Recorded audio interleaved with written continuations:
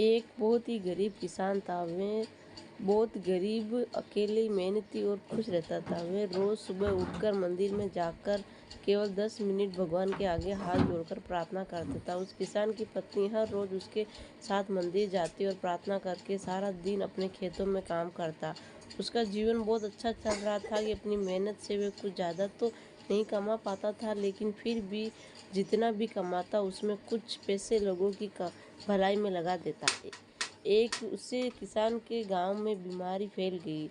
किसान का इकलौता बेटा बीमार पड़ गया। किसान के गांव में इस बीमारी के इलाज के लिए कोई अच्छा डॉक्टर नहीं था। पास के शहर में उस बालक को ले जाया गया।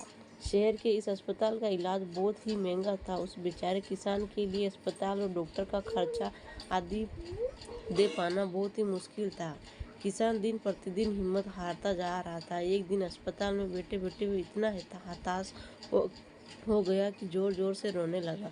साथ ही कहने लगा कि किस चीज़ का बदला भगवान मुझसे ले रहा है। कभी वे खुद को कोसता तो कभी भगवान को। लेकिन किसान की पत्नी को भगवान पर अटूट विश्वास था, लेकिन किसान को आशा की कोई किरण नजर नहीं आ रही थी। अस्पताल के कुछ दूरी पर मंदिर था। किसान की पत्नी हर रोज उस मंदिर में प्रार्थना करने जाती थी, लेकिन किसान का मन प्रार्थना करने का नहीं करता था। डॉक्टर ने उसे किसान से कहा कि बच्चे के इलाज के लिए 10,000 रुपये की आवश्यकता है, पर किसान के लिए इतनी बड़ी रकम इकट्ठा कर पाना मुश्किल था। किसान की पत्नी अब मंदिर जाती हुए भगवान के आगे हाथ जोड़कर प्रार्थना करती कि उसका पुत्र ठीक हो जाए।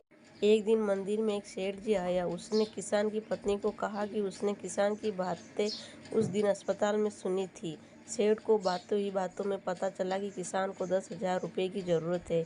इस पर सेठ ने अपनी जेब से 10,000 निकाल कर देते हुए बोला कि आपके पास इतने रुपये ही हैं।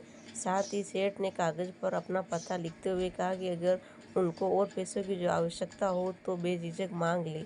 महिला ने उत्तर दिया, इस कागज़ की कोई आवश्यकता नहीं है। वे जानती हैं कि ये पैसे उसको किसने भिजवाए हैं। जिसने उसे ये पैसे दिए हैं वे परमात्मा उसका हमेशा ख्याल रखेंगे।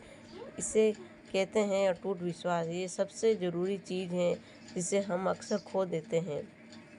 दोस्तों, ये कहानी आपको अच्छी लगी हो तो प्लीज़ मेरे चैनल को लाइक, शेयर और सब्सक्राइब करिए। Thank you.